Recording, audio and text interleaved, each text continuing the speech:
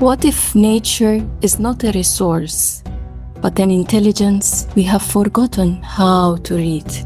Today, we move into the foundations that, for centuries, innovation has often been understood as something external, something we invent, engineer, or build.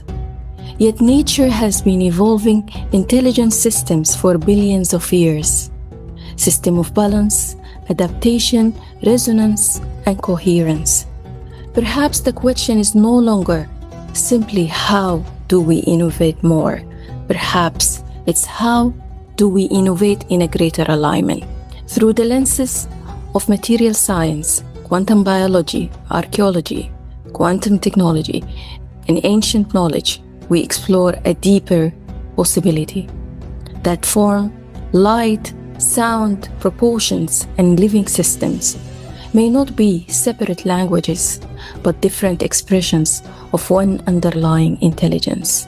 This is not a panel discussion, it's a living dialogue where disciplines listen, patterns emerge, and new possibilities begin to take shape.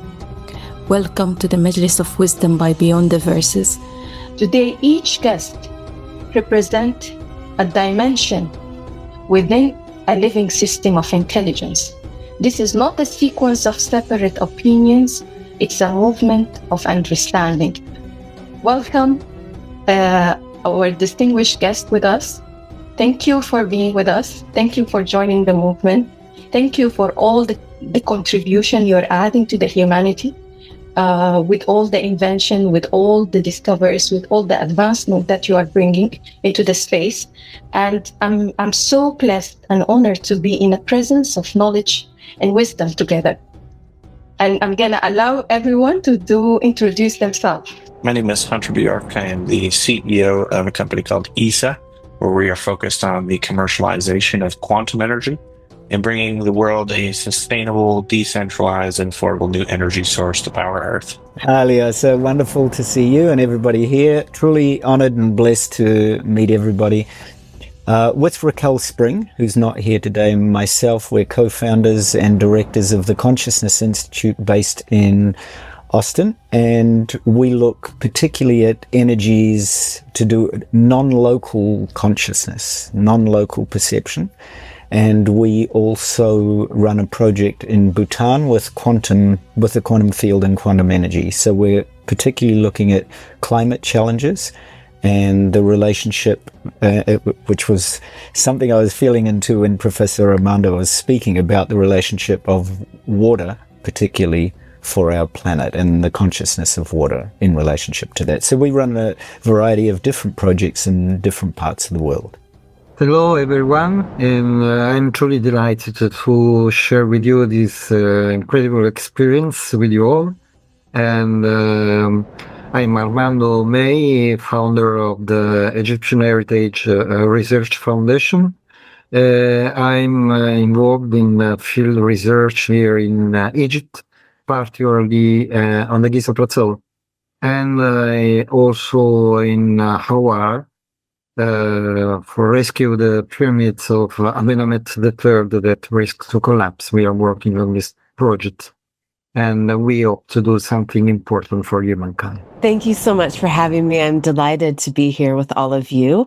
I am a licensed naturopathic physician here in the United States and the founder of the Quantum Biology Health Institute, where we aim to find a new understanding of health and how quantum mechanics in human beings can lead to more tools in this epidemic of chronic disease that we are seeing today. And I'm just delighted to be here with all of you. Thank you. Hello, nice to be here. Where I'm coming from is actually from the quantum field, which the Ayurveda had already prescribed thousands of years in the Mahabharata and especially in the Bhagavad Gita. And they're talking 6,000 years ago already about everything is an illusion, yeah? But this illusion is part of a reality. So we are made only over the millions and billions of years, we are made of that what we've been eating. I'm Saeed Mahmoud from Egypt. I'm working researcher in chemistry, special in polymer. I'm spent about 20 years of my life to returning to nature, how we can using the natural material like sand and rocks and minerals to make polymer compatible with our environment and also solve a lot of problems like in food crisis, in health crisis. Also, this will lead to sustainable development. I wish we can make a nice dialogue that all of you, of course, very specialist, and it's my honor and pleasure to be here with you. Thank you very much, everyone. I'm so blessed that we are gathered here today to discuss this nature intelligence and to expand that understanding for how this nature intelligence work. What we are really lacking in our today innovation system, that we have this gap of understanding of how this intelligence work.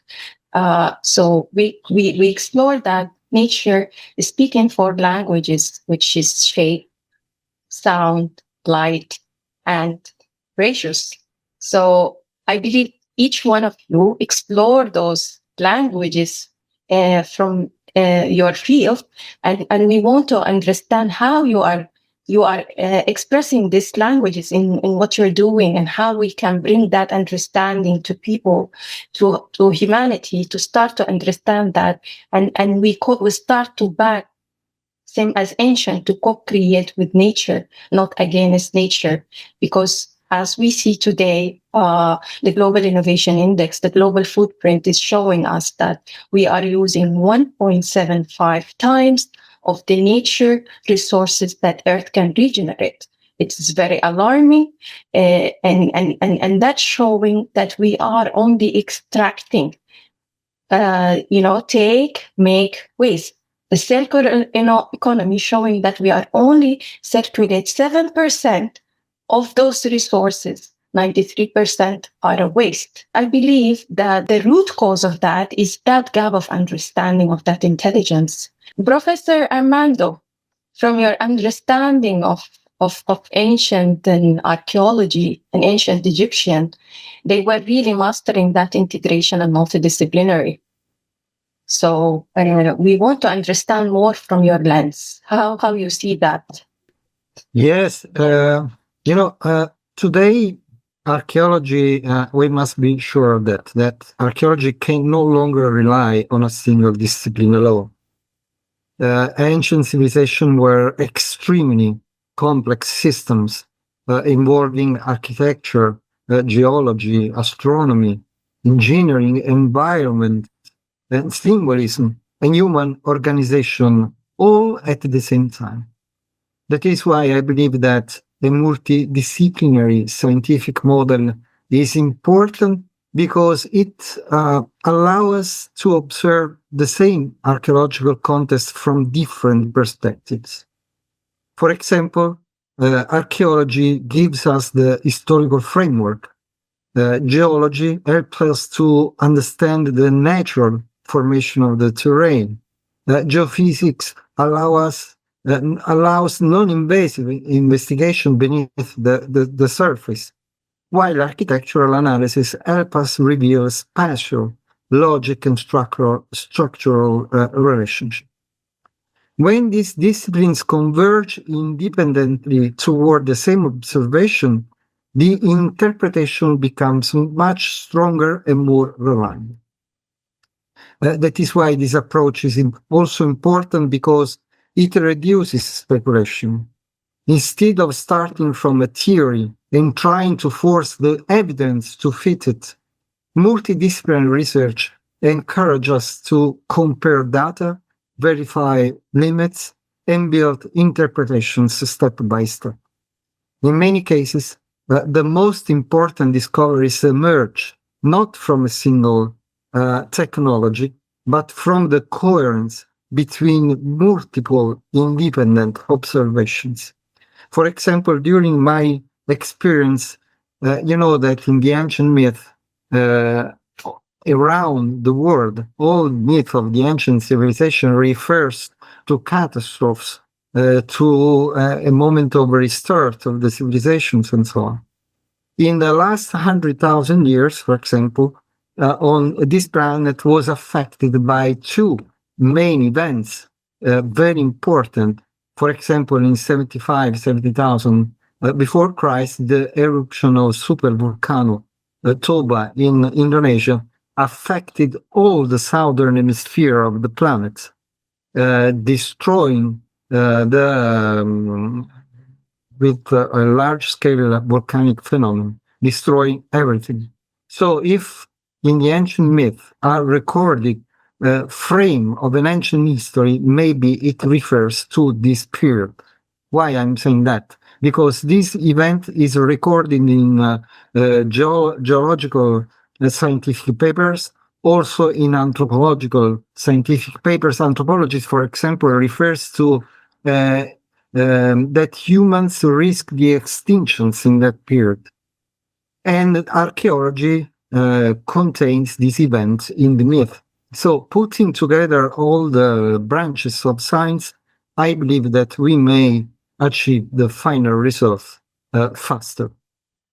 That's amazing, Professor Armando, to understand that really, because I believe the ancient, the way that they build this architecture, that it's showing us this deep understanding of that coherence and how they align this interpretation of the languages of nature into the design.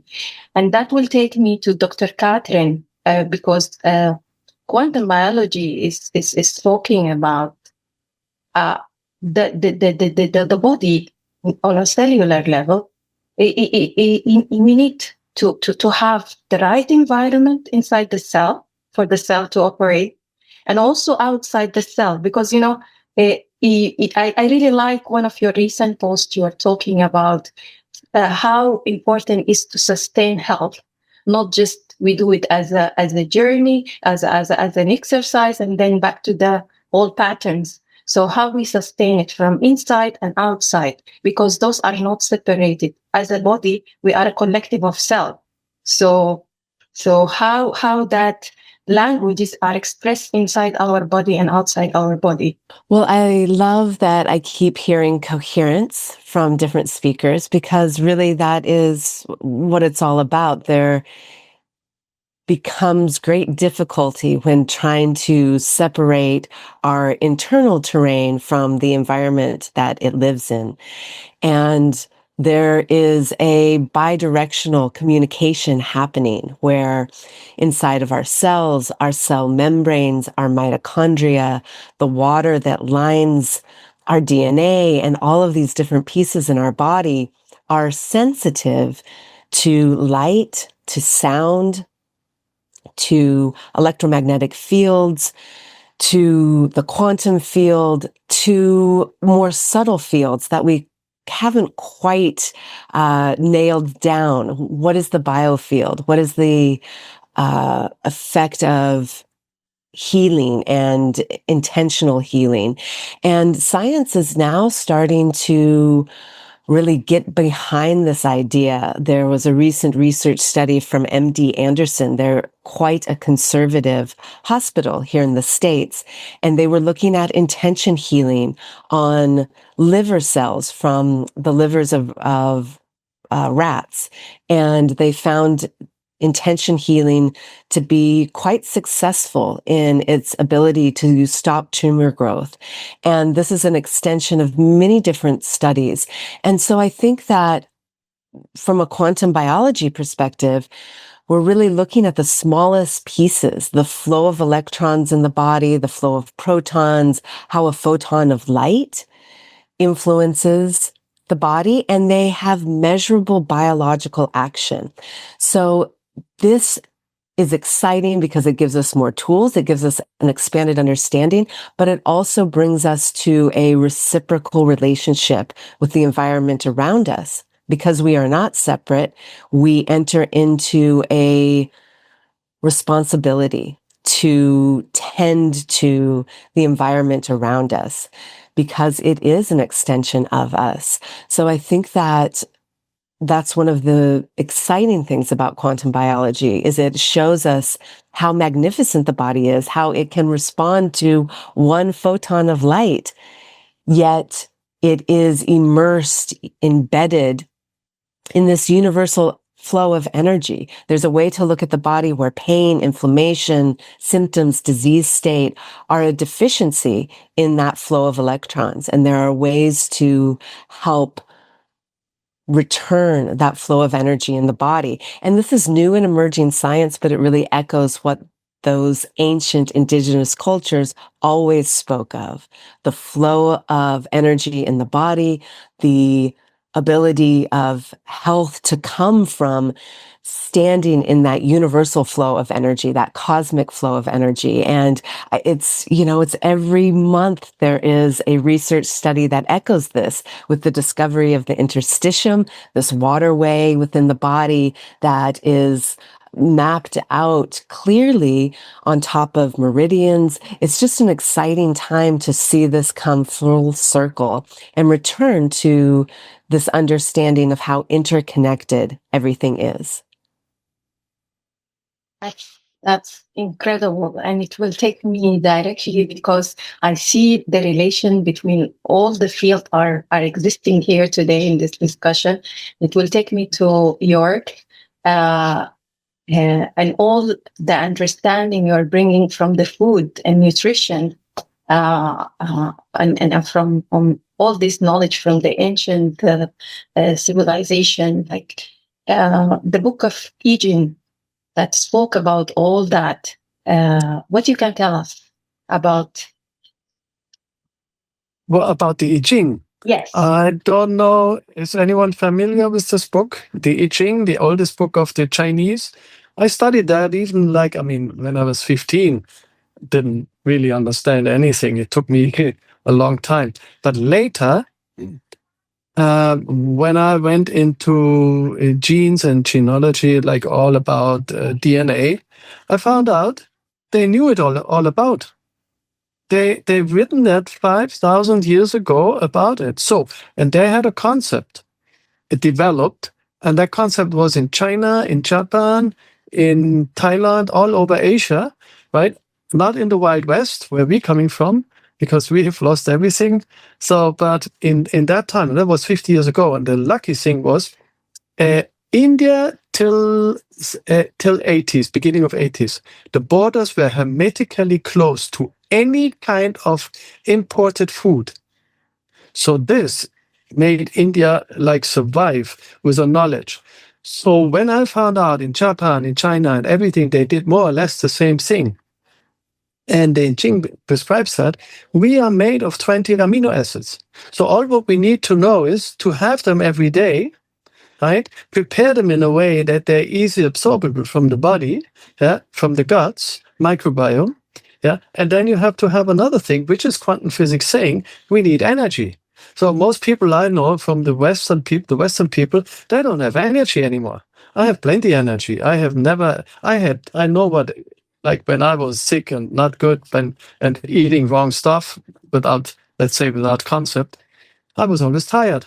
And all the people here in the Wild West, in Europe, wherever I am, they're tired. So this has to go immediately. And once you have, because we are designed all the same way, nobody is different in the DNA. We are 99.99, are 5 digits behind, equally made. So there's a Nobel Prize being given in the 50s to a chemist because he made a statement. He says, if we are all the same DNA, how was it made that we human beings with that have this same DNA? It can only have made by a certain way of eating the same kind of food. And because we are made of that, what we've been eating. And that, what we're eating, is quantum field. So it's one is information, which is amino acids, and the other one is the energy, which is pH. Nobody talks, for example, in the Western medicine, does a food have pH? Of course it does have. We know about acid and alkalinity. But what kind of a food is really in the acid kingdom? No, in the alkaline kingdom, these are like soups, like but not tomato and potato soup, but like the old broths from Chinese and Japanese people, which had it, and they had enormous power. Enormous power. So today they're all declining. They all looked in 80s and 90s. They all wanted to see what we have discovered. Yeah, and I tell you what, the only thing we discovered is really nothing. We are warmongers in the Wild West. I call us, and I'm one of them, because the ancient wisdom. I've been in Egypt, then in the 85 in the pyramid, and when I was inside there in the king's chamber, this was not built by these kind of people from today. This was very old people. They had a quantum understanding beyond belief, and unfortunately, it must have been quite some years ago, not like 10,000 years, but much longer, where quite intelligent beings have been here. So maybe one of you know that, but Egypt and Tibetan, Potala and the Egypt and Baalbek and all those, and India is full of something, nobody can still explain it today. So this is where we are. We have to rediscover that, where we really came from, and how to become one of them from the past. Yeah, it's about remembering that intelligence. Yes. Yeah. Stephen. Alia, yeah. First of all, I just wanted to sit quietly with everything that everyone has shared, because I was just going to say that there's a really incredible possibility here to integrate the research in the fields of everyone present. Yeah. So I'm going to share something a little bit integrative towards the end, because I'd really like to hear from Hunter and also Said. Yeah. So you decide what order, and then put me in the end of the group, and then I'll bring a little bit. I'm leaving him to the end, because Hunter is like, I think he already brought all this understanding into our technology. So we're going to come into the end for Hunter. Because, whenever I'm discussing with you, I see the beauty, how each field is leading to the next. There is no boundaries. I feel everything is like emerging and coming together. Nature working that interconnected system. It's only us, we create that separation between disciplines, but there is no separation between physics or chemistry or biology. They're all working together, and that's the beauty. Because I see each one of you is saying the same thing but different interpretation. It's just it's so beautiful to see that. As Professor Armando is talking about the ancient and how they build this architecture with that understanding, and Dr. Catherine how explained the quantum biology and how our body is interacting with this environmental signals that's coming through our environment, through our architecture, through all these languages of nature, and how the food as well is another window to bring that information and energy inside the body. I go now to the material science and how the material we are using in everything, in our architecture, in the industries, in the food, that impacting us, because it's also another signals we are embedded into our body as well. So, Said, we would love to hear your opinion on that. Okay. First of all, I'd like to thank Dr. Catherine and Professor Armando, because both of them really, they mentioned something amazing and very, very important also. I was lucky because I met Professor Armando when he made his presentation to Professor Ibrahim Kuraim really I enjoy when he talking about the new discovery about the pyramids plateau, Giza plateau. Of course, material science is a part of very important sector in our life, because I think when we understand the type and the specifications of the materials, we can make a lot of innovations, and we can create a lot of items that can help people to survive and also to solve a lot of problems which we face. Of course, our body is the same. 90 and almost percent of DNA are same, because we are same invention of our creator, our God. That means there are no and also science is the same. There are not German chemistry or American chemistry or Egyptian chemistry, all the same. Well, I think we speak the same language, all of us. The most important is how we connect between these items together, or part of science together: physics, biology, chemistry, psychology, geology. A lot of all of when they become united, I think they can. That's why I believe in a teamwork. And really, and I'd like to thank you so much, because there are different sectors here talking about everybody from his view or from his part. In my opinion about how to make sustainability development, it need to think deep in our environment, because environment is our teacher and our guide, because environment adapt itself by itself. And that's why all the Egyptian, they protect the Nile River, because they think that Nile River wouldn't be healthy, everything is healthy. We get good water because the water already has a memory. So the ancient Egyptian, they make a Nile River as a holy element, and they make a very aggressive law to protect the river. In my study in material science, I'm really focused and concentrate about the sand. Why sand?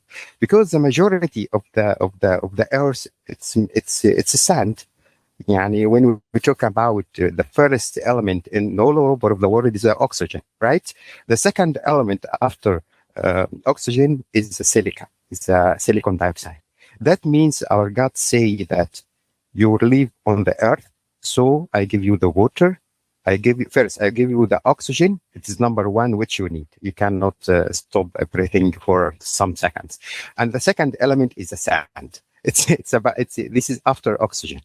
So when I start in a sand, I try to make a polymer returning to the nature, how it's working, how I can use some materials from sand to make function in a physical properties like quantum, like quantum entanglement, for example, like biophysical field. I create already something from sand, can make biophysical field, can affect, as the Dr. Catherine say, the electron flow, how can affect on the electron flow, how it can make our body alkaline, how all these things is because I back to the nature and I return to the nature and using sand as a concept of my polymer and my innovations. That's why I win the Geneva silver medal, because I make something fighting and protecting from coronavirus at that time. Because I make a polymer already can have no polarity, can make a change on the spike protein of the virus and stop the replication only through energy, only through this. So I think chemistry can give to the physics some solutions and can give to the others guidance or a way to help them to understand and deep understanding how materials are working. That's incredible. You know, the moment I got to know about his invention and how he created that from the sand, and using nanotechnology and the silica, and he created that material that is working beyond the polarity, the duality, and has that intelligence to understand the charge of the virus and to give the opposite charge, so to neutralize it, bring it to the zero effect. So the virus has no energy. So this is the beauty of understanding the nature, how it works, and we mimic that design into our invention, and that will lead me to Hunter, because Hunter is transferring the invisible to be visible.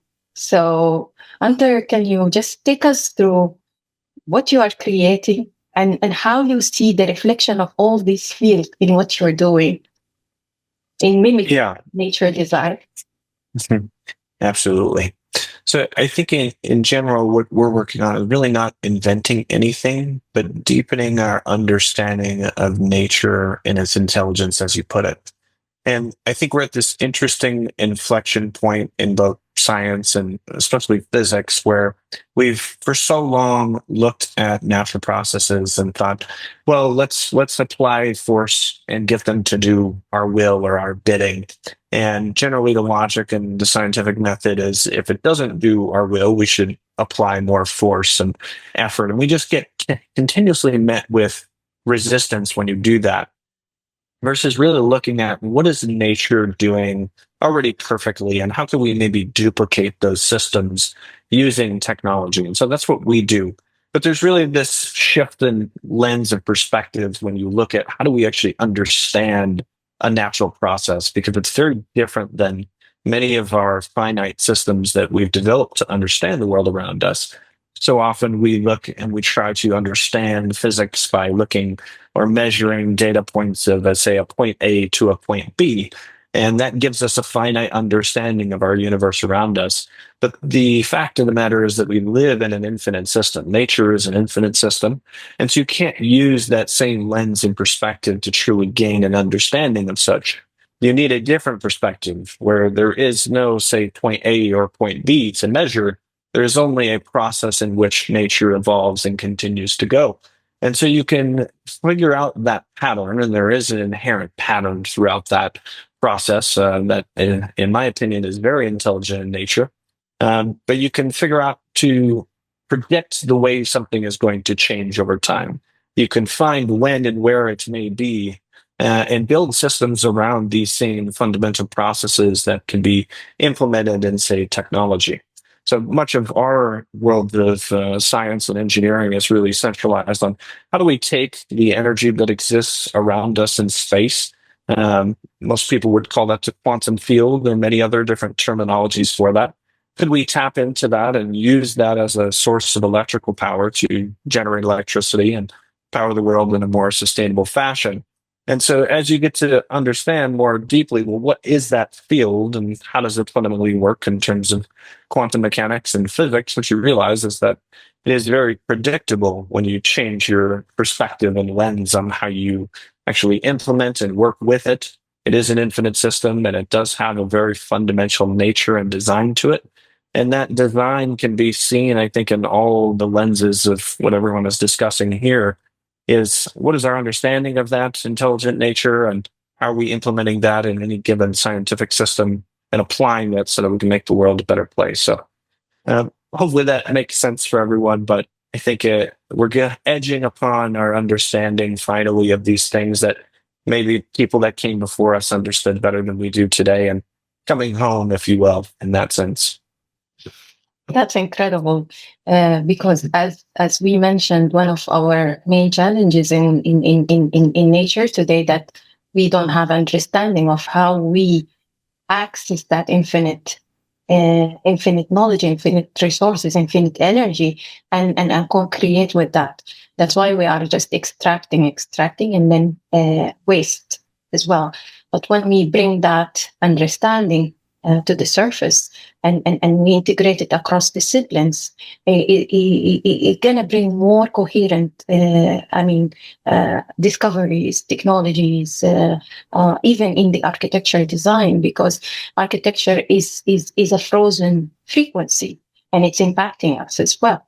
But how many designers are understanding that shape and color and the proportions and ratios that they're using in the architecture design are impacting our health, or either are working with us or against us. So and this is the beauty of Majlis of Wisdom, and having all experts from different fields that bringing that knowledge and how we build that integrated system to bring that into action, into application.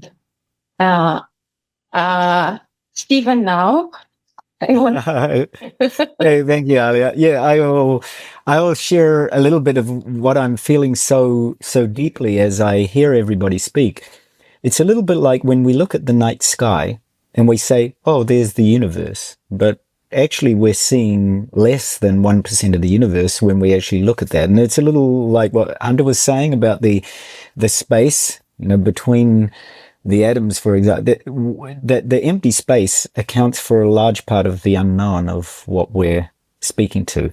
And it's how we bring all that together, both the particles and energy systems, and the known and the unknown, the invisible and the invisible space. And in a sense, we are doing that here together. So I wanted to just feel into the magic and the Majlis of Wisdom of what's integrated here, because as I mentioned, Raquel Spring and I are directors of the Consciousness Institute, and together also with the Bhutan government, we have been exploring a new model for humanity's future through quantum and also through consciousness. And that's one that actually integrates consciousness science, quantum technologies, healing systems, ancient wisdom, and environmental intelligence into a coherent framework that can actually benefit and help human evolution.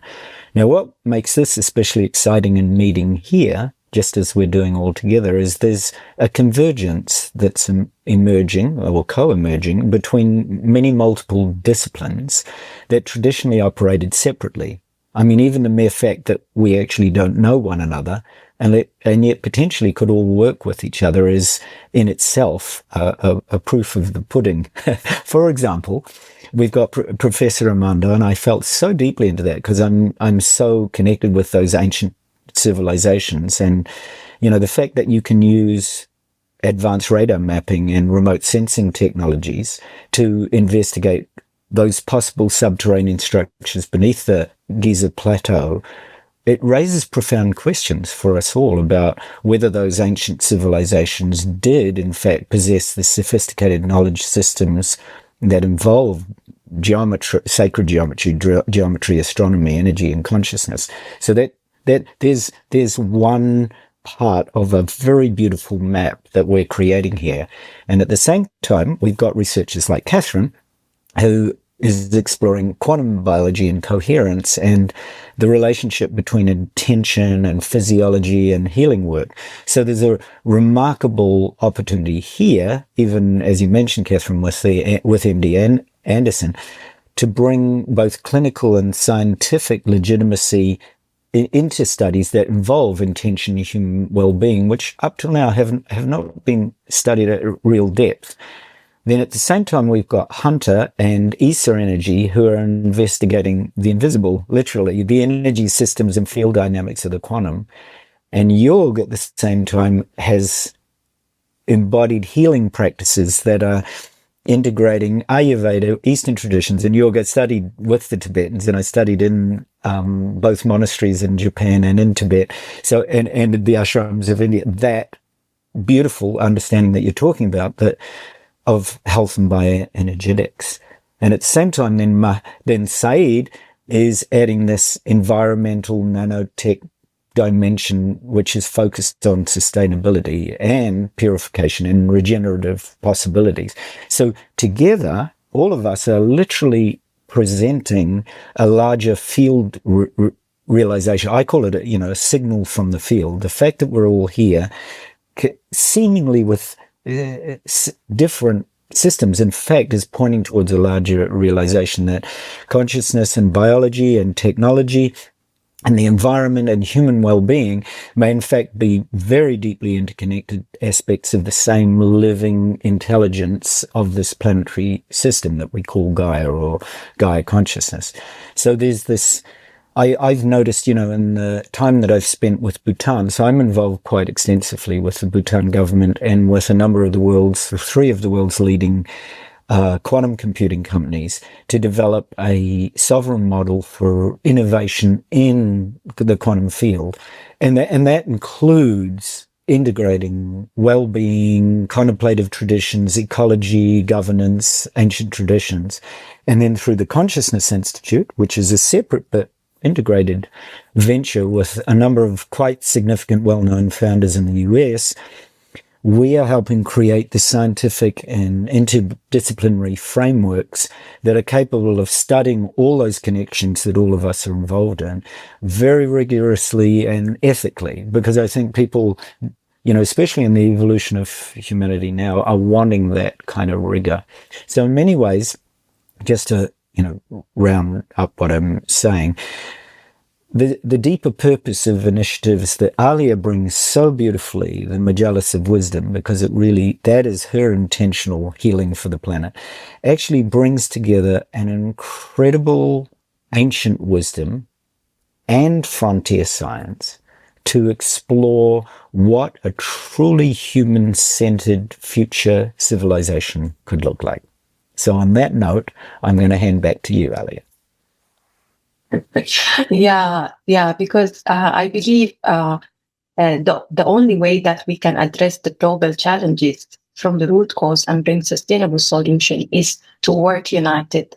As I said, there is no separation between fields, but when we bring the disciplines together to speak and we unite the language they're speaking together, then we have an integrated knowledge that we can co-create from it multiple solutions. Inventions and technologies that addressing the root cause rather than just working as a bandage for what we are facing today. I back to Professor Armando because we want to deep dive with you in all this amazing discovery in the Giza plateau and the role of those amazing non-invasive technology that you've developed and how it's contribute into further the discovery and accelerated the discovery as well. Well, non-invasive technologies are becoming increasingly important, in my opinion, of course, in modern archaeology, because they allow us to investigate ancient sites while preserving and respecting the integrity of the archaeological context. And today we have many devices, many technologies, such as the GPR, the ground penetrating radar, thermography, electrical resistivity tomography, and also synthetic aperture radar. That can help research. It can help researchers to identify anomalies, hidden structures, environmental changes. And in our work at Giza with the SAR analysis, we used as a supportive, interpretative tools within a broader multidisciplinary framework. And the objective was not to replace archaeology, of course, but to integrate the satellite observation with geological analysis, architectural study, field observation, that is very important, and other non-invasive methodology. And this is a very important distinction, in my opinion. And the result was that we found some infrastructures that were unknown and moreover were not observable from the surface. That is why I believe that technology, non-invasive technology is very important. For example, before I was talking about the project in Egypt, partially in Fayum, in the region of Fayum, and I refer to the pyramid of Awara, of Amenemhet III, that risks to collapse because of the water. And so we are planning a project to rescue the pyramids using in the preliminary phase non-invasive technology in order to find the sources of water that are affecting the pyramid.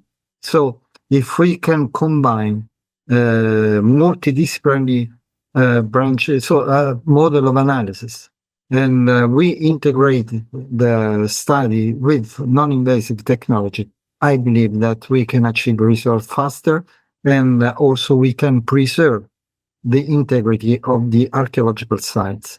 That's incredible. And also I want to understand more on what you discovered last year and how this the pyramids or those ancient temples are working also on a quantum level, but it's still, because it's invisible for us, cannot understand that, but we all understand that all those locations are power spots. There is an anomalies in each location, and when you are inside that the temple or that pyramids, you feel a different energy field inside the. Can you just explain to us more of your discovery? Yes, of course. But before to discuss about the discoveries, I believe that I must focus the technology that we use, because as you know, the SAR technology use electromagnetic signals that can't penetrate the surface. So we analyzed the signals of the satellites. We understood that the satellite impulse is composed by two kinds of particles, the photon and the phonon. The phonon is the particle of vibration, so is an acoustic sound. So we, to scan the underground of Giza, we detect the acoustic signal that can penetrate the surface and goes in depth under the surface of Giza. And so we obtain coherent signals from the satellite. We observed Giza from different points of view, from different angular position, using 4 fleets from 4 space companies, 2 from the United States, 1 from Italy, and 1 from Denmark. So to be sure what we are observing through the satellite data, and we, I don't know if to say we discovered, but we can confirm that underneath the Giza Plateau, partially under the 3 main pyramids and the Sphinx, there are several shafts that goes deep in the underground. And I think that the next step is to explore the underground of Giza, of course, with a clear project and under the guidance of the Egyptian authorities. The beauty of the technology, that it's also mimicking nature design. It's also using the nature language, and it's preserving the resources that could, the traditional excavation process that it's using a lot of resources, time, and effort, and even workforce to work on that. But introducing such non-invasive technology can really, serve into reducing all these unnecessary waste or cost, and move faster in the discovery. And that will take me, correct me if I'm wrong, Dr. Catherine, as well, because they're using the same interpretation of this technology, like in the sonar or ultrasound. So we can also discover what is happening inside the body and all of that. And there is no separation between the bodies. See, it's the same technology, but in different, usage. And that will take me in what we are facing today in terms of a health crisis. The first, disease now in the disease burden is the mental health crisis. It's now representing 24% of the entire disease burden.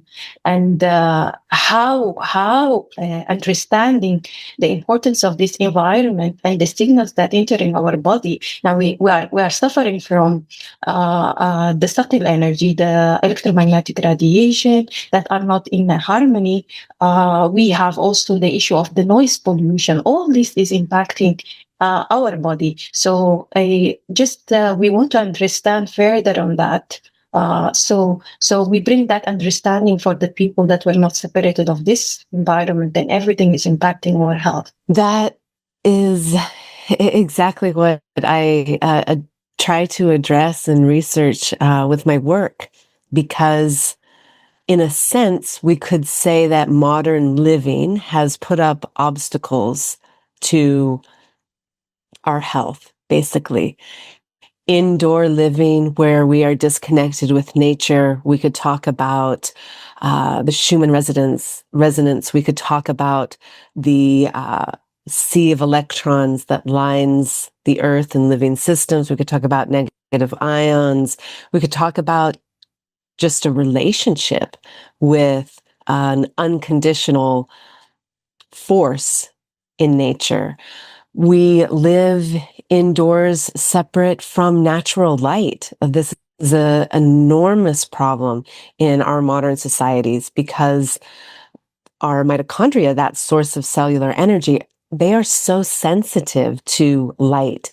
And our LED lighting inside really acts like the brakes on the mitochondria. If the mitochondria were a car, this artificial LED light acts like the brakes, causing them to create less cellular energy. And we know from all kinds of research that when mitochondria don't make enough energy, we start to have symptoms and disease states. It's been associated with almost every modern disease out there. Whereas infrared light, which is in abundance when we go outside, it doesn't matter if it's a beautiful sunny day or if it's gray and cloudy like it is oftentimes here in Oregon, where I am. That infrared energy, anytime the sun is up, even if it's covered by clouds, that is in abundance when we go outside. And our mitochondria are fine-tuned to that red and infrared energy from the sun. Just going out in the morning sun can balance our hormones and our immune system, our metabolism, convert several neurotransmitters. But many of us are not doing that. Many of us are living indoors. This understanding of the body as really a sophisticated antenna, where it is sensitive to light, to sound, to fields of energy, whether that's scalar or electromagnetic or whatever it may be, our thoughts and emotions. Our modern life has put up so many different barriers to how we have evolved over millennia, with the rising and setting of the sun, with natural light, with natural sounds, without, I should say, this non-natural electromagnetic fields. And of course, technology is important to us, and I'm certainly not arguing that we give that up. I think that looking at ways where it's not as intrusive into our internal health can be done.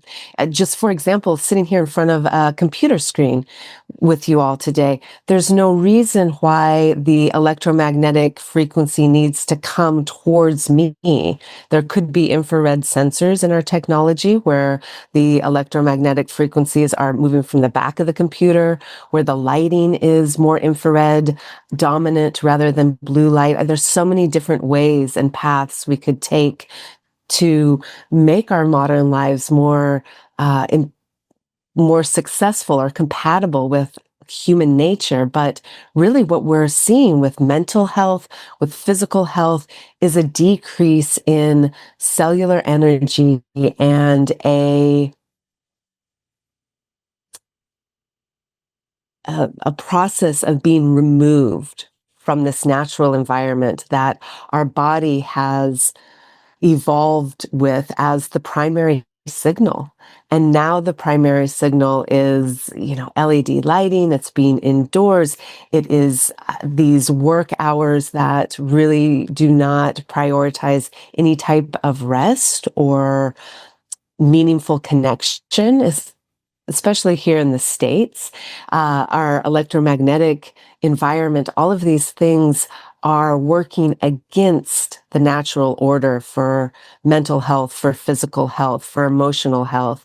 And so if we could come back into alignment with that, many of these things fall at the wayside. I think it was maybe in the last 5 or 10 years, this idea of mental health, anxiety, depression being caused solely by chemicals has been shown to be not the primary model. Of course, that plays a part, but there's also this energetic perspective from the mitochondria. If our mitochondria cannot make cellular energy, then we can't have a brain that's functioning the way it should. Our mental health dramatically suffers. So it's all intertwined. And of course, a quantum biology approach doesn't negate a mechanical approach. We know that to be true. Certainly not arguing against that, just rather encouraging an expansion of our understanding and a return to an alignment with the natural environment that we have evolved with over millennia.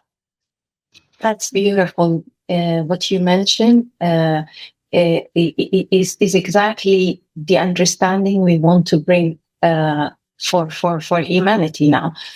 Technology is very important, and we need to expand in information technology. But there is environmental science. They work how to harmonize that. The radiation and all of that, because the electromagnetic radiation, if it's not harmonized, are really contributing to the heat. Now we reach 1.6 degree breaching the heat. So all that is coming together, and it's essential, as you said.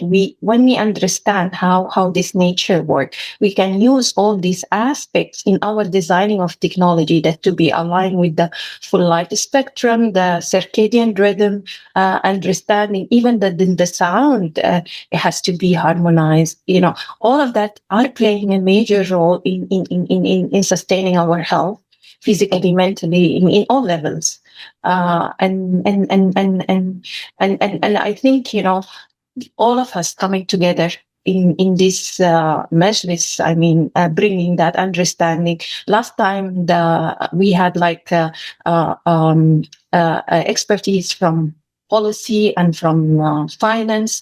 When they start to talk about the material science and how the environment is working, they said when we design the ESG and all the policies for the environment, we design it from a risk perspective, but we didn't design it that to prevent the nature and the humanity.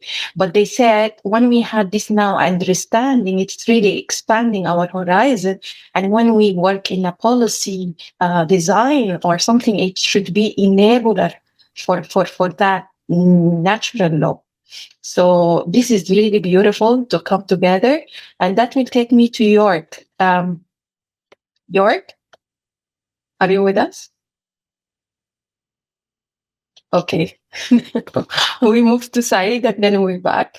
So Said, you already talked about the invention you create from the sand and silica and nanotechnology. Can you explain us the discovery and the research and the experiment you did for the quantum entanglement? Okay.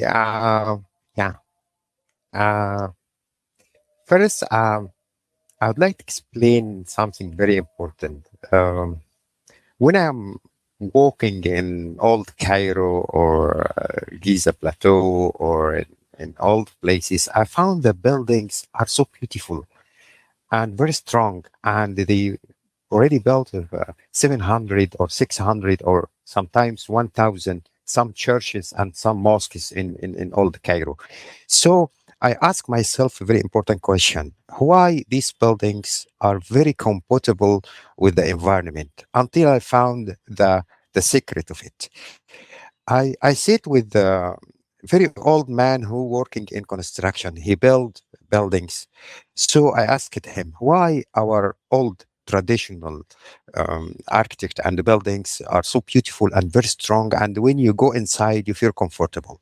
You know what is the secret? He told me because the workers, the ancient workers, when they go to the mountain to cut stones, okay, they cut stones from the mountain, and they know what is the stone face. Is face the west or east or south or north, and they bring this kind of stone and put, and they started to build and they put the location of the stones the same location in the nature, because already the mountain face from 5 or millions or billions years, the sun coming from this direction, so it's already take the shape and the specifications and everything.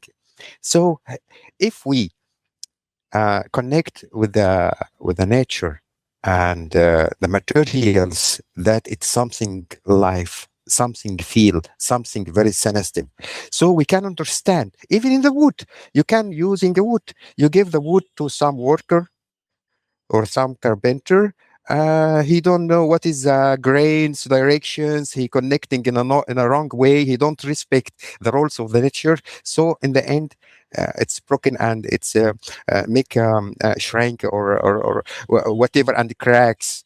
So it's very important to deep understanding the type of nature. I discover my discovery, it's coming by sometimes you working in a sector or in a research, and you found your direction go to other, just a spark. It's you have to listen to this spark, like exactly which discovered the penicillin. He think that his sample is contaminated, but he saw it. Alexander Fleming, he worked for something else, but in the end he discovered the penicillin. So my story started by the pizza. I'm working with battery. We'd like to make something for energy to capture or to absorb or to be sensitive to cosmic rays, to invisible light and or visible light, something like research in this sector. So I bring my polymer and put it on the table. Forget the pizza for 15 days. I back to my friend back to the office. He found the pizza is the same. It's not damaged. So this is give us very important question. That means something make this pizza don't allow to the bacteria to eliminate on it. So I go to the research center and make some testing. I said, okay, I'd like to see what is the effect on the bacteria. I discover that my material makes biophysical fields, stop the elimination of the bacteria. At that time, all the people talking about COVID-19, it blocked already the world. So they advised me already, you can use the same concept. We make a testing on a virology section in National Research Center. They have very good devices there. And we discovered that we stopped the replication of the virus in 20 minutes. And we publish our research in good journal. So this is open a big gate to understand how we can working not against the nature, no, but we can help our bodies, our plants, our animals, even our minerals, because if we understand them, because in the end it's energy. And when we are talking about the difference between pathogenic cell and non-pathogenic cell, this is in energy, not in normal state, and the other one something happened to mitochondria or even the membrane. Okay, so I believe that when we deep understanding our nature, we can get perfect architecture, we can get perfect healing, we can stop using the harmful devices which generating night and day electromagnetic field and radiation. It's of course it make a bad effect on our cell and our our mood and our psychology, even because we are very sensitive to everything, even in a light. Even the normal light, as Dr. Catherine say, you can see in the morning, you can see sun has a lot of infrared, also like ultraviolet. Ultraviolet is very important to build vitamin D and also to create something in our bodies. So we have to back to the nature, and we have to respect the mineral and plants and animals, and know and how to communicate in the right way with these elements. I'm sure in the end we can survive in a healthy way and protect also the environment and stop the climate changing and what happened in this crisis. Exactly, because every time I go deeper with you, I understand more about the materials, and it gives me like more ideas how we can create different application of that material in different fields, and that's why I was really interested uh, to discuss with you what you discovered. Yes, we discovered that from the same material, different functions, that it's preserving the food, so it can work in increasing the life. I mean the life expectancy for the food, for the vegetables. This is we could use it in the storage rather than using those chemicals, the preserve materials that we add in. Also, the application of the same material in the viruses and stop the replication. Also, when you spoke about the quantum entanglement, that you use the same material but in different location, and you were experimenting changing the information in one material, and the other one was reading the same information. They are in different locations. Like they tried it in different location in Egypt, and also in different location Egypt, and another lab in US. So this is really interesting part, So it came like, you were not intending for that, but this came as a byproduct. So as I said, this material is very intelligent. It works beyond the duality. Maybe it's a 0-point energy field. I'm not a scientist, but I think there is a lot of possibility come out of this material and application of that. So that will take me to York. York, from the food and nutrition understanding, people always, when they approach healing, they focus on what you call it, the software. We start to work on our trauma, on our subconscious programming, and this habitual pattern. We want to change it, but we don't understand the importance of how we start from the hardware itself, the cellular level information, and how we can change that through the food. Okay, so we want to explore this aspect with you. Well, okay. We know a lot about, as you say, software, but the medical kingdom knows nothing anymore about the hardware. And Dean and everybody in the West thinks now, oh, if you have enough mental ability, you can cure your body. I haven't met anyone who can do that. You have to know what to do with the body, because the body is on its own. So there's one simple thing. It's a study being made in the 90s by Chicago University on 10,000 people. The serotonin, the most important hormone, is created in our guts, in the large intestine, mainly. Yeah, and nowhere else. So it's being produced in the guts. So when we are when we do not have a perfect functioning microbiome, we cannot function well. We simply cannot function well. We, of course, I will not say we do not have a power of mind.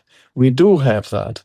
And it's very important to make positive affirmations and all that. But it's much better if this body and mind, like what Asian people say, this is the temple and the soul lives in it. So the soul is our mind. So, but people do not look. In India and in Japan 50 years ago, they treated this body like a temple. In the Wild West, this is not a temple anymore. This is just something I wouldn't even want to tell what it is. So people think they can eat anything that comes along. Right? No, it doesn't work. We are all in a matrix. Food is a matrix. What we are needing is the information which we have to have, and then we have to have a certain energy. So, but nobody talks about that. In the quantum field, yes, I know there's a lot of people, and people were very, very conscious about the food long time ago. Even in 100 years ago, we knew. You know, now India, I know, and I'm very connected to India still. They have lost all their old wisdom. You know why? Because they did not know. They did not understand what they had once. And if you do not have this understanding in our rational mind, an understanding like medical understanding, right, then you can lose it. So, and they're not looking for it. Everybody is looking now, oh, we can do it this and that and some medication here and there, but it doesn't work anymore. So how we can address the body from this different level? Physical, emotional. Well, what I do, I use very old techniques from the Japanese, and then from the Japanese, from old India, and from the Chinese. And everybody of these three countries, they had certain kind of foods which they considered like medical remedies, like diets, for a certain time to recover. So, as I know all three of them, and I have people coming to me like gone, done, no more treatable by like given up by medical kingdom, and I put them for 6 weeks straight in this quantum field of these three different kingdoms. For example, I give you a simple thing, understanding. The Japanese love to eat their miso soup. The miso soup, it's not only a miso soup. This is a miracle understanding. So the Indians had a certain way, old Ayurveda, not modern Ayurveda, right? This is different. There was a medical Ayurveda, and same as with the Chinese. So I put these things all together, and I started doing this already in the 80s. When I came back, actually from India, I studied nutrition in Germany, and then through the nutrition, so many things became clear to me. Why we eat certain food, why we need it for the body. So, and then I made, all of a sudden it made sense what these ancient people were doing. So, but I was in the 70s, for example, I was in Lebanon, and the food was fantastic, right? Jewish people, food was fantastic. I've been in Egypt, everything like it, but it's all a long time ago, all forgotten. So we have to, and if you want, one day I can really explain that to you. It's amazing what the body can do, or what you can do with food to the body. The only difficulty is in this whole thing. You cannot do it only for 3 days. You have to do it for 6 weeks in a row to stay in this field. All my people who come to me, but I made already very clear to them, you will not experience any change in your body within the 4 weeks. And all of a sudden, it starts. They have energy, they're happy, they get up in the morning. All of a sudden, the body, it needs this time for the body to change. And once you're in this field, you get power. But with the power you get, you have to have the information. You were mentioning that And you emphasize on the importance of the pH level on the information in the frequency, because the food also has a frequency. So how that is working inside the body, because the cell can act as a quantum and can act as a classical. Well, yeah, that's actually the key, which we know also from the medical kingdom. Every cell is having one key, that's a sodium potassium pump, right? And that is like energy going in and out. The cell can make the balance. If you have not made the balance for your environment, the cell will do it. We know this from the medical kingdom. But here we go. If I draw energy from my cells because I give them acid kingdom food, well, we can live on it, but we lose energy. So in order to gain energy, we have to create at least the same pH as we have in our blood, 7.4, but even higher than that. And medical kingdom, they know that, because all medication is not, most of the medication in the medical kingdom is not in the acid kingdom, it's in the alkaline kingdom. Right? So because alkalinity can cure, acidity cannot cure.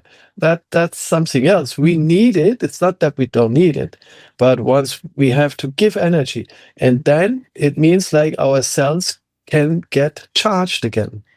And that is pH. So I wonder why still on this whole planet they do not talk, they talk about as an alkaline, but every food you can easily determine what kind of a pH it has.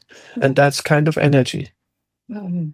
That's incredible. It's called in nutrition. It's called titration, and then you can find out how much is of alkalinity and or acidity in it. It's amazing, how to bring this different understanding of the food, because we're just dealing with it as, just like, activity. We're doing it like unconscious. But when we understand that it's an information we're bringing to the body, it's an energy.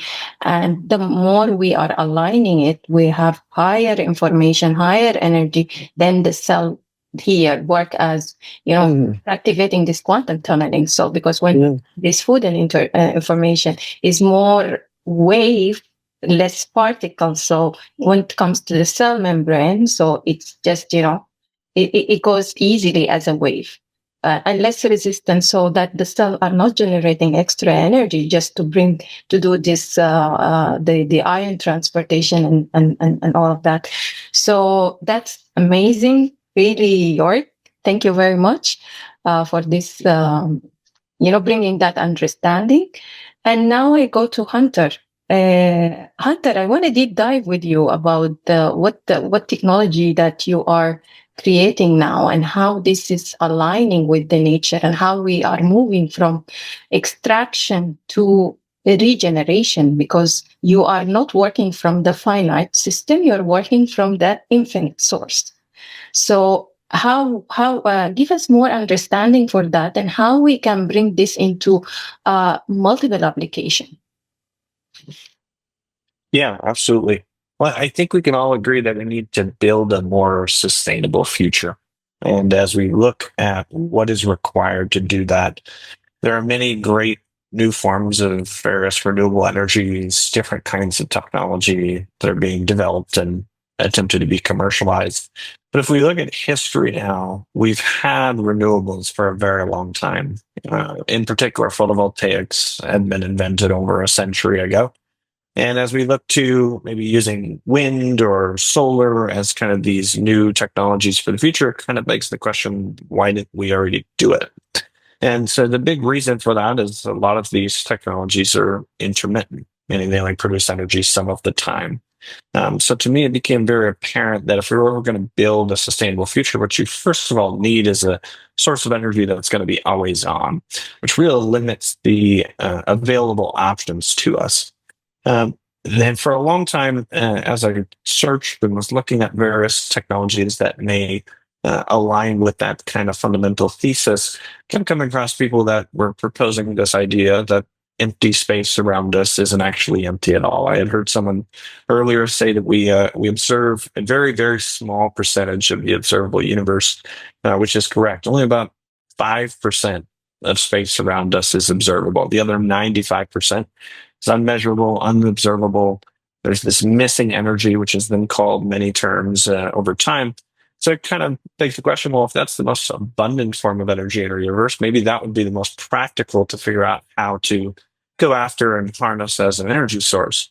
So rather than having a non-intermittent source that is only available when nature allows us to produce energy, it would be a constant source of energy. And the idea is really, rather than needing to drill a hole into the ground and pump out oil out of, say, an oil field, maybe we could drill a hole in space itself and pump out energy out of that field. And that would be much more practical and sustainable for the future. Which really came down to a question of, okay, well, we know that energy is there. Why? Well, we've been studying the cosmos around us for a very long time.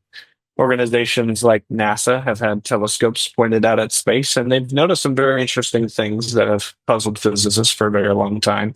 The first is that planetary bodies, stars, galaxies, etc., have been getting further away from us. They continued to study this, and they noticed another very strange anomaly is that as they were observing things getting further away from us, things were actually accelerating as they were getting further away. And so physicists effectively concluded that there are two things happening to our universe. The first is that it's expanding. Very strange kind of phenomenon, but secondarily that it's expanding faster. So the universe is getting bigger faster. The only way that that would be fundamentally possible is if there was some form of force or energy larger and greater than the whole of the universe acting upon it, pushing it outwardly. So NASA in particular coined this to be a dark energy, but there's been so many terms to describe what that is. And it turns out about 68% of our universe is made up of this energy that we call a dark energy or the quantum field.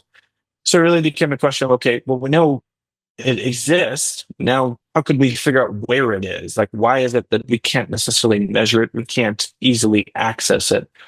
So the question became, well, we need to locate it first. Turns out that we also in physics know we live in a multidimensional universe. There's about 12 that have been proposed in physics of these higher dimensional states of energy.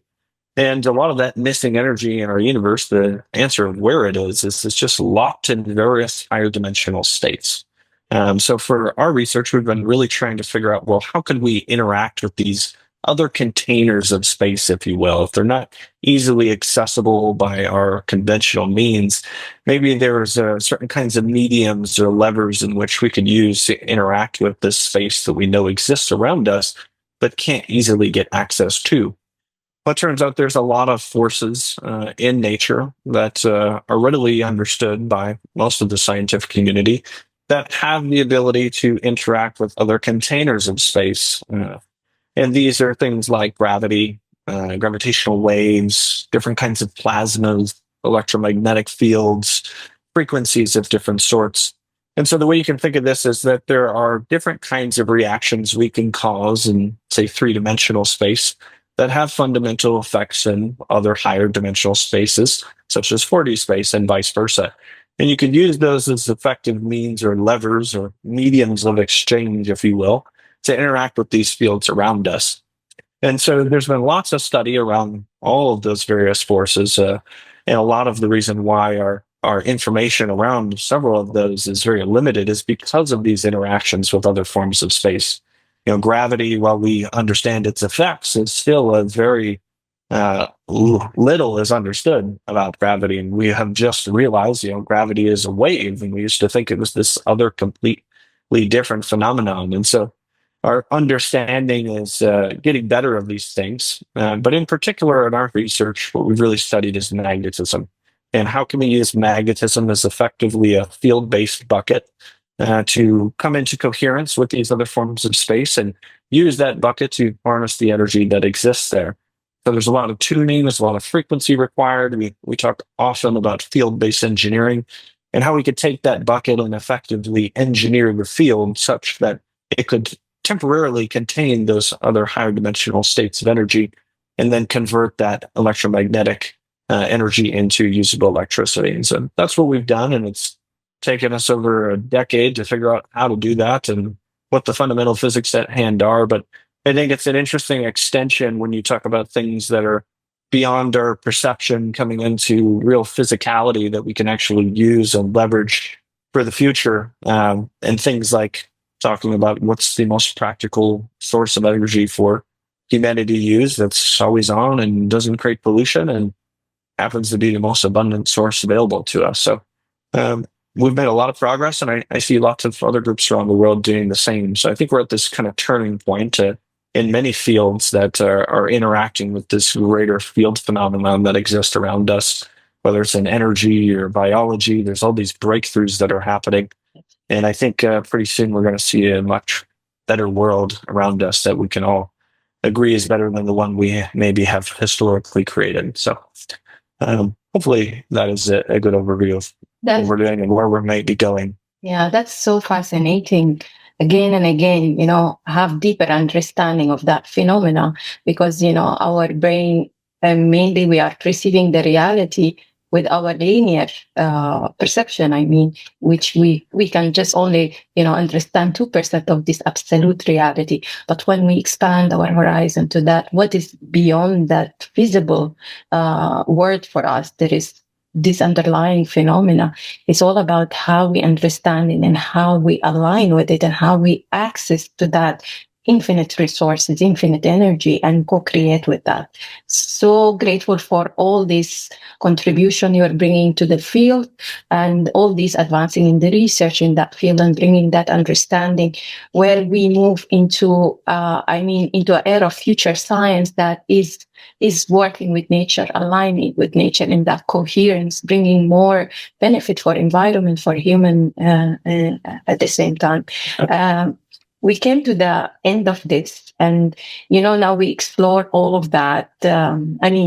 Perspective and lenses from different disciplines and fields. And I will come to Stephen, how we can bring that into a new level, a new innovation system that is bridging all of this discipline together, and how we can align it in a way that we expand that understanding, bringing that. Translating this into each domain. So we bring that alignment in everything that we invent, create, and build. Yeah, a beautiful question. You literally read my mind. I think that quantum field, the invisible untapped field that Anders mentioned, is having a different effect here, Alia, because we're all actually connecting with each other. So I'll just speak briefly to that as a kind of closing reflection. And that is, just as Hunter mentioned, so I'm going to tag on to him, he mentioned about turning points and breakthroughs. So if I consider some of the turning points and breakthroughs that are presented today by all the luminaries on this panel, one would be that we continue mapping the interdisciplinary collaborations and scientific advisories that are present even just here. I'm sure just by listening to the wisdom of each person present, we've all gained something really quite significant. So that would be one. Second one could be, because I love next steps, so, developing a more formal consciousness, frontier science, quantum advisory network. Already we've got a panel of experts sitting right here. So that would be second one. The third one is how we can actually potentially physically convene, whether it is in Tibet or whether it is in Egypt or whether it is in the US, that we explore some way of convening physically. For example, the Consciousness Institute is coordinating a prophecy and science convention in Bhutan at the end of the year. And that's we're bringing together people into that kind of convening potential. So bringing together each of these experts physically is another consideration. A fourth one, could be how we begin designing measurable coherence. I think Catherine and many of us here have mentioned, measurable coherence pilot studies. So next time we have the makings of a virtual experimental process right here, that every time we meet, for example, today we're maybe operating a little bit more independently. If we were to host another one of these with the same people in, say, 3 months or 6 months' time, and we were able to measure EEG, HRV, whatever it happened to be, that there would be some way of measuring coherence and looking at that. So that would be another.